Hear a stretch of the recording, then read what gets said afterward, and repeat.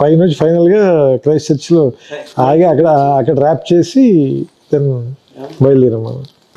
తర్వాత నువ్వే కావాలప్పుడు పెయింటింగ్ మీద బిల్డింగ్ కి కలర్స్ వేస్తా దాని మీద ఒక సాంగ్ సిచ్యువేషన్ ఏదో అనుకునేవాడు.